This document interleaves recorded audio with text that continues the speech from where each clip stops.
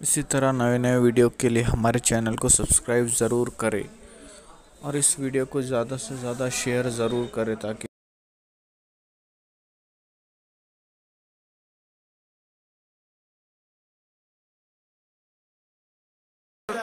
मुस्लिम उम्मा इंतहाई बेचैन, बेकरार, मुस्तरिब और परेशान हाल नजर आ रही है। और इस वक्त बिलखुसूस जो नौजवान तबका है, नई नस्ल जो है, जिसे हम उम्मत का सरमाया कहते हैं, पूरी कौम का असल सरमाया न माल है, न दौलत है, न जमीन है, न जायदाद है, बल्कि हमारा असल सरमाया हमारा नौजवान है। तो हमारा नौजवान इस वक्त बहुत ज्यादा औरों से ज्यादा मुस्तरीब, बेचैन और बेकरार है, क्योंकि नौजवानों के अंदर एक हसासियत होती है। नौजवानों की तबीयत में एक हसासपन होता है। वो बहुत जल्दी किसी चीज को महसूस करते हैं, वो जल्दी खुश भी होते हैं, वो जल्दी मायूस भी होते हैं। तो आज पूरी दुनिया के अंदर जो मुस्लिम उम्मा की लाशें जब हमारा नौजवान बेगौरो कफन तड़पते हुए देखता है, तो वो सोचता है कि हम हक पर होने के बावजूद, हम मुसलमान होने के बावजूद, आखिर क्या वजह है कि हमारी लाशें उठ रही है। और लाशें उठने के बाद, लाशों के तड़पने के बाद न हमें कफन मयस्सर है, न हमें कब्र मयस्सर है। कहीं पर बेटियों की लुटती हुई आबरू है, कहीं पर नौजवान खवातीन का जवानी में बेवा हो जाना है, कहीं पर नन्हे नन्हे मासूम बच्चों का माँ की गोद के अंदर काट दिया जाना, तड़पा दिया जाना, माओं की गोद को सूनी सूनी कर दिया जाना। गोया कि आज भी शहरबानों की तरह किसी असगर से किसी माँ की गोद फिर खाली होती नजर आ रही है। आज फिर किसी कासिम की जवानी लुटती हुई नजर आ रही है। अल्लाह अकबर। इन तबाहकुन हालात के अंदर हम नौजवान ये सोचते हैं ये क्यों हो रहा है, हम हक पर हैं, उसके बावजूद भी ये क्यों हो रहा है। अल्लाह अकबर। कहीं पर मकानात तोड़े जा रहे हैं, कहीं पर अल्लाह अकबर कैरियर को तबाह किया जा रहा है, कहीं पर अल्लाह अकबर इबादत गाहों को जो है वो बुरी नजर से देखा जा रहा है, कहीं पर एजुकेटेड जवानों को अल्लाह अकबर निशाने पर रखा जा रहा है। मेरे आका सल्लल्लाहु अलैहि वसल्लम के दीवानों, ऐसे हालात के अंदर हम सोचते हैं कि ये क्यों है और उसके वजूहात क्या है।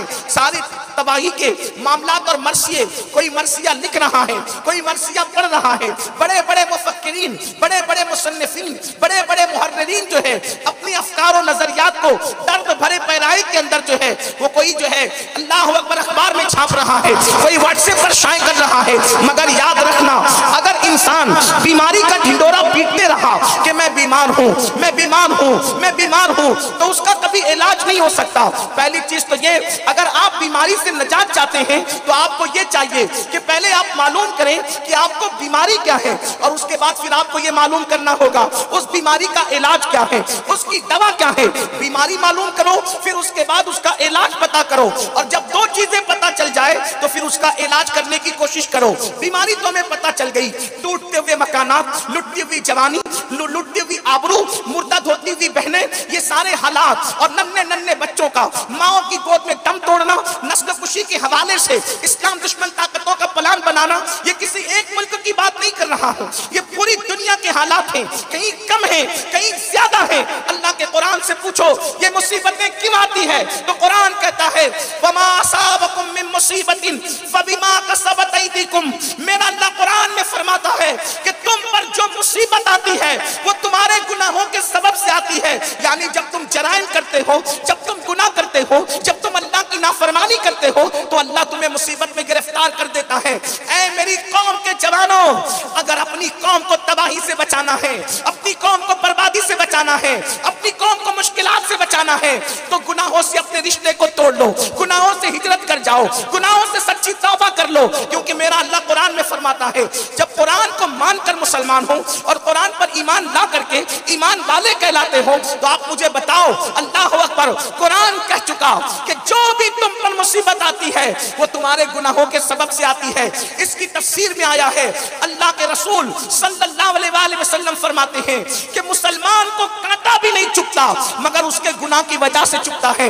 यानी अगर मुसलमान गुनाह करना छोड़ दे तो उसको कभी कांटा قطرہ بھی نہیں چبھے گا۔ آئیے میں آپ کو بتاؤں قتل عام کیوں ہوتا ہے، شکستیں کیوں ہوتی ہے، تباہی کیوں ہوتی ہے۔ اب بہت توجہ کے ساتھ سننا، اس لیے کہ گفتگو زیادہ دیر شاید نہ ہو سکے، کیونکہ ابھی قبلہ امیر محترم کی آمد ہوگی، ہم اپنی گفتگو مکمل کریں گے۔ میں اپنی بہنوں کی بھی توجہ چاہتا ہوں۔ اللہ اکبر، دیکھو رسول اللہ صلی اللہ علیہ وآلہ وسلم جس دور میں دنیا میں تشریف لائے اور پھر اللہ نے ان کو جو پاک اصحاب عطا فرمائے، تھوڑا غور کرنا، میں بہت بڑی مثال آپ کے سامنے رکھنے جا رہا ہوں۔ اس مثال کو سامنے رکھ کر پھر اس کٹھیرے میں ہم اپنے آپ کو کھڑا کر کے دیکھیں کہ ہم کہاں ہیں اور ہماری تباہی کس طریقے سے ہو رہی ہے اور کیوں ہو رہی ہے، اس کی وجہ کیا ہے۔ یاد رکھنا، اگر آپ بھیڑ اکٹھا کرنے کے لیے آئے ہیں تو سنی دعوت اسلامی کا مقصد سروں کو اکٹھا کرنا نہیں ہے، بلکہ یہاں سے کچھ پیغام لے کر کے جاؤ، یہاں سے اپنے آپ کو تبدیل کر کے جاؤ۔ اللہ اکبر، میرے آقا صلی اللہ علیہ وآلہ وسلم کے دیوانوں، دیکھو انسان جیسا ہوتا ہے اس کو ویسے ہی زمانے میں پیدا کیا جاتا ہے، اور اس کے بعد پھر اس کو وہ جیسا ہوتا ہے اس کو ویسے ہی دوست دیے جاتے ہیں۔ اب آپ دیکھیں اللہ تبارک و تعالیٰ نے سب سے بہترین زمانے میں سب سے بہترین ہستی کو یعنی محمد الرسول اللہ کو پیدا فرمایا۔ حضور کے زمانے سے بہتر کوئی زمانہ نہیں، تو سب سے بہترین ہستی کو سب سے بہترین زمانے میں پیدا کیا، اور پھر سب سے بہترین اصحاب اگر کسی کو عطا کیے تو محمد الرسول اللہ کو عطا کیے۔ کسی نبی کو وہ اصحاب نہیں دیے جو اصحاب اللہ نے مصطفیٰ جان رحمت کو عطا فرمایا۔ اب ہم یہ کہہ سکتے ہیں کہ جیسے پوری مخلوق کے اندر ہمارے نبی بے مثل بے مثال ہے، ویسے میرے نبی کے صحابی ہر ایک کے صحابہ میں بے مثل بے مثال ہے۔ نعرہ تکبیر، نعرہ رسالت، علماء اہل سنت، علماء اہل سنت، سید امیر القادری صاحب۔ اس تمہید کو آپ اپنی نگاہ میں اور اپنے ذہن میں رکھنا، آگے آپ کو بات سمجھ میں آئے گی میں کہنا کیا چاہتا ہوں۔ اللہ کے رسول کے اصحاب ہر ایک کے ساتھیوں میں بے مثل بے مثال۔ اگر روئے زمین پر آپ کو کسی کے متعلق کہنا ہے کہ یہ شخص جہنم سے بچا ہوا ہے، جہنم سے محفوظ ہے، اگر کسی کے بارے میں آپ کہنا چاہتے ہیں تو بے دھڑک یہ بات آپ رسول اللہ کے اصحاب کے بارے میں کہہ دیجئے، کیونکہ میرے نبی نے فرمایا جس نے مجھے ایمان کی حالت میں دیکھا اللہ نے اس پر جہنم کی آگ کو حرام فرما دیا۔ سبحان اللہ، سبحان اللہ، نعرہ تکبیر، نعرہ رسالت۔